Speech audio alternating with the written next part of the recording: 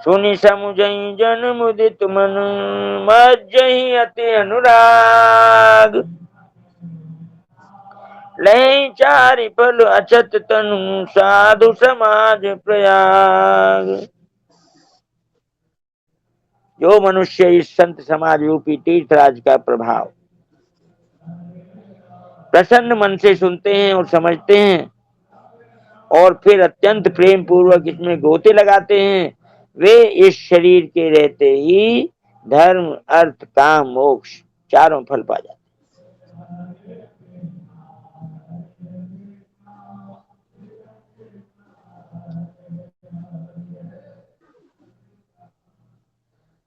मज्जन फल पेखिए तत्काला,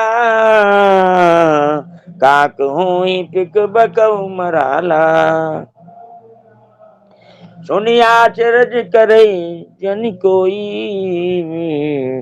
सत्संगति महिमा नहीं गोई। इस तीर्थराज में स्नान का फल तत्काल ऐसा देखने में आता है कि कौवे कोयल बन जाते हैं और बगुले हंस बन जाते हैं।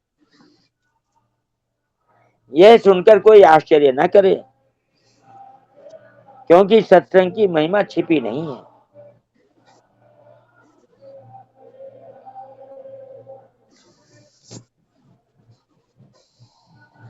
वाल्मीक नारद घट जोनी, निज निज मुखन कही निज होनी।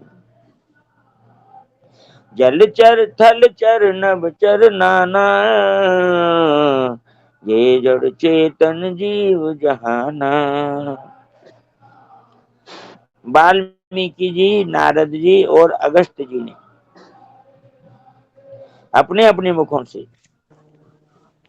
अपनी हुनी अर्थात जीवन का वृत्तांत कही है। जल में रहने वाले, जमीन पर चलने वाले और आकाश में विचरने वाले नाना प्रकार के जड़ चेतन जीव, जितने भी जीव हैं इस जगत में,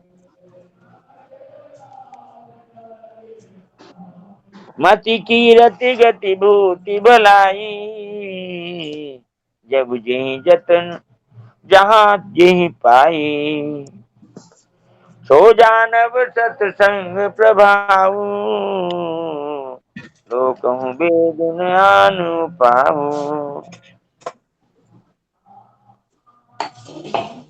पर चेतन जितने भी जीव इस जगत में हैं, उनमें से जिसने जिस समय जहाँ कहीं भी जिस किसी यत्न से बुद्धि कीर्ति सदगति विभूति अर्थात ऐश्वर्य और भलाई पाई है, सो सब सत्संग का ही प्रभाव समझना चाहिए। वेदों में और लोक में इनकी प्राप्ति का दूसरा कोई उपाय नहीं है। आचार्य जी राम राम। जी राम राम। ये जो सत्संग की अभी चौपाइयां आ रही है, तो सेठ जी स्वामी जी ने यही इन्हीं को महत्व दिया और इसी के लिए आज गीता भवन जो संस्था है वो बनी हुई है। सेठ जी के मन में आता था कि सत्संग कराएं, सत्संग से आदमी को जितना लाभ होगा, परमात्मा की प्राप्ति के बारे में जानकारी होगी, उतना ही लाभ होगा। इसलिए लगभग 100 वर्ष पहले उन्होंने एक आदमी को चारों तरफ भेजा कि सत्संग 3-4 महीना गर्मी में कराएं। और वैसे तो उनके जीवन में सत्संग सब समय था। कलकत्ता बांकुड़ा से जब आते थे तो कलकत्ता उस टाइम में परिवार कम रहते थे कलकत्ता में लोगों के, ये हम लोगों की देखने की बातें हैं। गद्दियों में रहते थे, तो गद्दी में दिन भर काम करते थे, फिर रात को ताश वाश खेलने लग जाते थे। तो सेठ जी ने उस समय जब कलकत्ता आते थे तो 10-5 आदमी उनके साथ में 10-20 आदमी सत्संगी रहते थे, ऐसे उनका प्रभाव था। तो गद्दियों में कीर्तन करते थे। शनिवार को सेठ जी कलकत्ता आते थे, तो शनिवार को रात को और रविवार को दिन में, और फिर सुबह में सोमवार को बांकुड़ा चले जाते थे। और सत्संग के लिए स्वामी जी महाराज भी जब आए तो उन्होंने कहा स्वामी जी आप सत्संग कराइए, प्रवचन दीजिए। उन्होंने कहा कि महाराज मैं तो ये दाप के छोड़ के आया हूँ। बोल नहीं, आप सत्संग कराइए। तो सत्संग के लिए स्वामी जी महाराज के प्रवचनों में भी आता है कि सेठ जी प्रवचन कराने से थकते ही नहीं थे, 8-8 10-10 घंटा प्रवचन कराते थे। तो ये सत्संग की बातें चल रही है।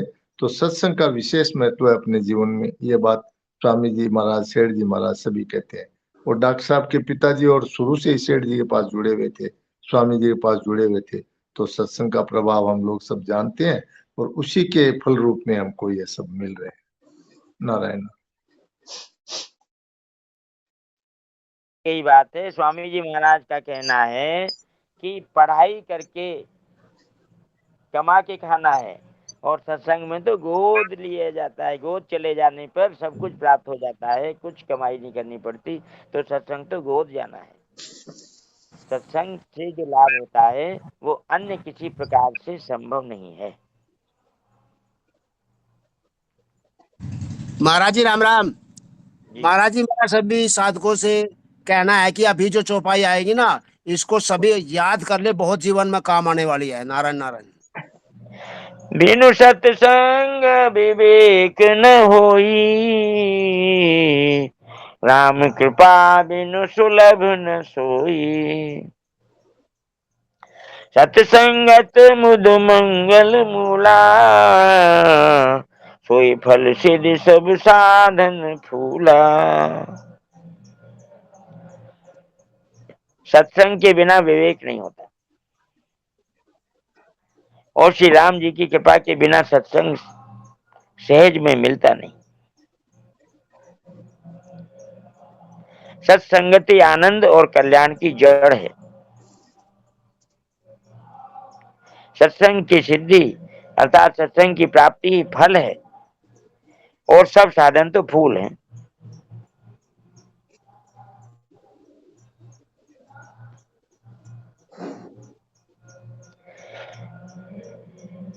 सत सुध रही सत्संगति पाई।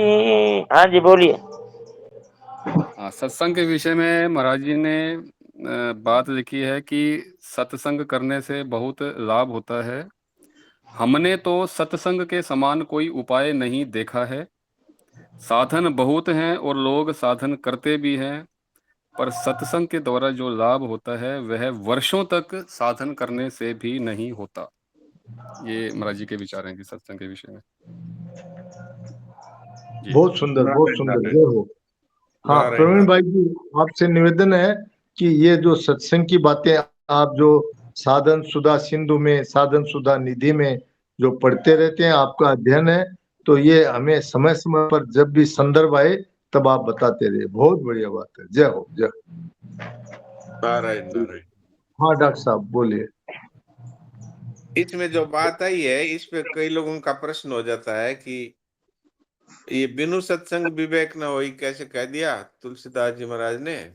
विवेक तो अनादि है, और हमको जब से ये शरीर मिला है तब से ही विवेक साथ में आया है। तो यहाँ पर इन्होंने लिख दिया कि सत्संग के बिना विवेक नहीं होता। तो इसका उत्तर ये है कि इसका अर्थ है कि सत्संग के बिना विवेक जागृत नहीं होता। जो जय हो, जय हो, सत्संग का जय हो। विवेक है वो जागृत नहीं होता। और वैसे वो तो सत्संग विवेक में है ही। होता है। हाँ, पशुओं में विवेक है ही, खाने पीने का विवेक है, भोग भोगने का विवेक है। ऐसे जो पशु की तरह जीवन जीने वाले मनुष्य हैं, उनमें भी विवेक तो भगवान का वही दिया है। समोहम सर्वभूतेषु न मे द्वेष्यस्तु न प्रिय। सबको समान रूप से विवेक दिया है, लेकिन वो विवेक सोया रहता है। यानी बुद्धि है वो तो विकसित हो जाती है, लेकिन बुद्धि में वास्तव में जो प्रकाश है वो विवेक का ही है। जैसे एक बहुत बल्ब सुंदर। है, वो बल्ब है, वो तो कांच का बल्ब है, उसमें तार लगे हुए हैं, लेकिन अगर उसमें प्रकाश नहीं हो तो उस बल्ब की क्या कीमत है। ऐसे ही जिस बुद्धि में विवेक का प्रकाश नहीं होता है, वो बुद्धि विनाश करने में लगी रहती है, भोग भोगने में लगी रहती है। वो परमाणु बम बना सकती है और बहुत सारे उल्टे सीधे काम कर सकती है। लेकिन ये जो सत असत का विवेक है, ग्राह्य त्याज्य का विवेक है, जो बुरे और अच्छे का विवेक है, ये सत्संग से जागृत होता है। इसका अर्थ ये है। और फिर इसका दूसरा जो भाग है, राम कृपा बिनु सुलभ न सोई। तो भाई बहन कह देते हैं कि राम जी की कृपा होगी तो सत्संग मिलेगा। अब हम क्या करें, हमारे पास राम जी की कृपा नहीं है। तो इसका समाधान ये है कि भगवान की कितनी बड़ी कृपा है कि हमें मनुष्य बनाया और बिना किसी क्रम के बनाया, बीच में से ही उठा करके हमको मनुष्य बना दिया। हमारे 84 लाख योनियों में भुगते इतने हमारे कर्म है, फिर भी वो पूरे नहीं होते कर्म। 84 लाख योनियों भुगते, लख 84 भुगतना बीत जाए जुग चार। चारों युग बीत जाए तो भी हमारे कर्मों का इतना बड़ा भारा है कि वो खत्म ही नहीं होते उनका फल। तो भगवान बीच में ही कृपा करके कबहू करी करुणा निर्देहि देत ईश बिनु हित नहीं। तो भगवान की कितनी बड़ी कृपा है जो हमको ये मनुष्य जन्म दे दिया, और उसमें भी फिर भारत भूमि जिसमें भगवान स्वयं अवतरित होते हैं, उस भारत भूमि में हमारा जन्म है। और उसमें भी बहुत सारे धर्म संप्रदाय हैं, तो उसमें भी सनातन हिंदू धर्म में हमारा जन्म हुआ, और उसमें भी फिर हमारा परिचय हो गया रामायण जी से, गीता जी से, और सेठ जी से, भाई जी से, और स्वामी जी महाराज से, सनातन जी महाराज से, इत्यादि संतों से। और फिर उनके प्रवचन हमको सुनने को मिल रहे हैं, उनके ग्रंथ हमें मिल रहे हैं। ऐसा आप आंख पसार कर देखिए, पूरे विश्व में कितने लोगों को ये उपलब्ध है। तो भगवान की कृपा में तो कोई कमी नहीं है, इसलिए राम कृपा हम पर हो गई है और सत्संग हमको मिल गया है। अब ये है जो हम इससे लाभ उठाएं और सत्संग करके अपने विवेक को जागृत करके अपने जीवन को आगे बढ़ाएं। ये बात कहने के मन में आई, आपकी सेवा में रख दी। नारायण नारायण नारायण। बहुत ही सुंदर भाव, बहुत अर्थ ठीक से समझा दिया, बिल्कुल। राम कृपा का भी और विवेक का भी, बहुत सुंदर। हाँ आचार्य जी। जी, इसमें कहा है भाई जी कि बाकी सब साधन तो फूल हैं, सत्संग फल है। जी तो फूल की महिमा नहीं होती, महिमा तो फल की होती है।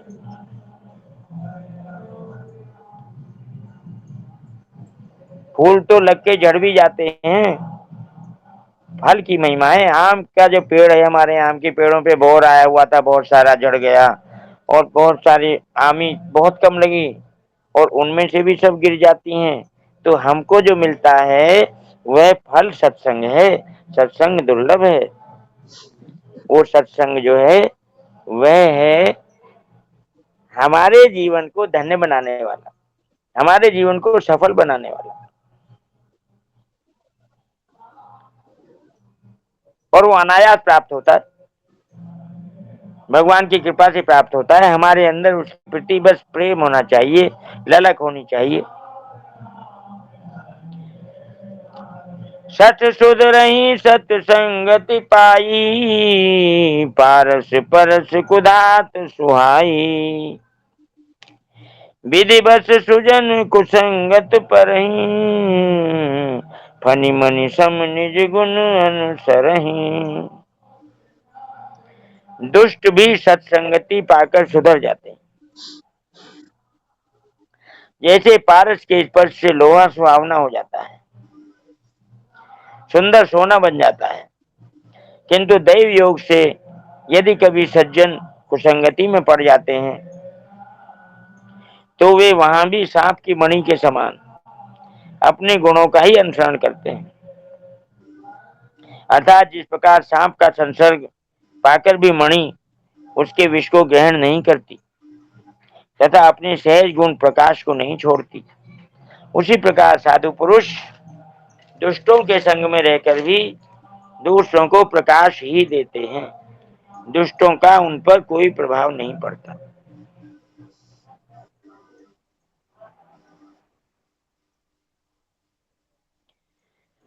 ये सत्संगति पारस मणि है।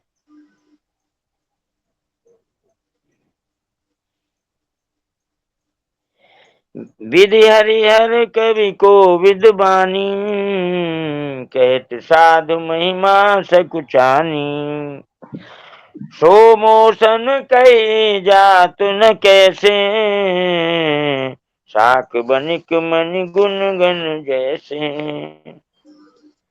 ब्रह्मा विष्णु शिव कवि और पंडितों की वाणी भी संत महिमा का वर्णन करने में सकुचाती है। वह मुझसे किस प्रकार नहीं कही जाती, जैसे साग तरकारी बेचने वाले से मणियों के गुण समूह नहीं कहे जा सकते। तुलसीदास जी महाराज अपने को कितना दीन बना के कह रहे हैं। जैसे सब्जी बेचने वाला मणियों के गुणों का बखान नहीं कर सकता, ऐसे ही मैं भी सत्संग के गुणों का बखान नहीं कर सकता।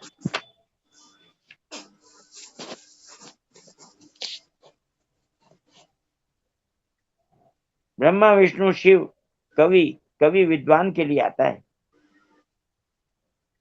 और पंडितों की वाणी भी। पंडित कौन है? जो ज्ञान में अग्रगण्य है, जिनकी पंडा विकसित है, उनकी वाणी भी संत महिमा का वर्णन करने में सचाती है। तो वे मुझसे किस प्रकार नहीं कही जाती, जैसे साग तरकारी बेचने वाले से मणियों के गुण समूह नहीं कहे जाते। मैं असमर्थ हूं, ऐसा गोस्वामी जी महाराज कह रहे हैं। बंधु संत समान चित, हित अनित नहीं कोई, अंजलिगत शुभ सुमन जिमी, सम सुगंध कर दोई। मैं संतों को प्रणाम करता हूँ जिनके चित्त में समता है, जिनका ना कोई मित्र है और ना कोई शत्रु। जैसे अंजलि में रखे हुए सुंदर फूल, जिस हाथ ने फूलों को तोड़ा और जिसने उनको रखा, उन दोनों ही हाथों को समान रूप से सुगंधित करते हैं। वैसे ही संत शत्रु और मित्र दोनों का ही समान रूप से कल्याण करते हैं।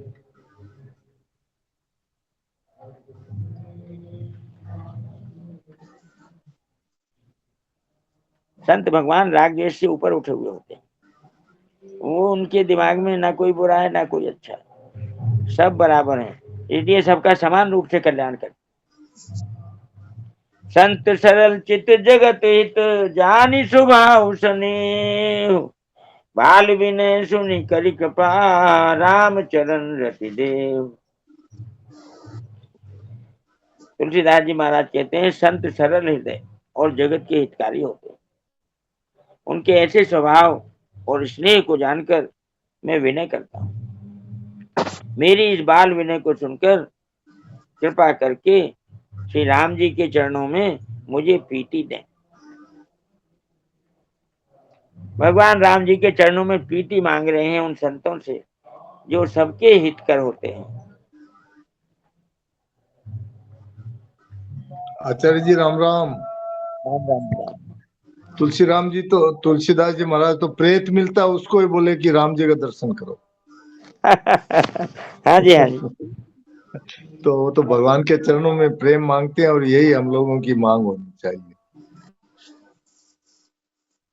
तो आज यही विराम देवें। 3 आचार्य श्लोक राम राम। भगवत गीता से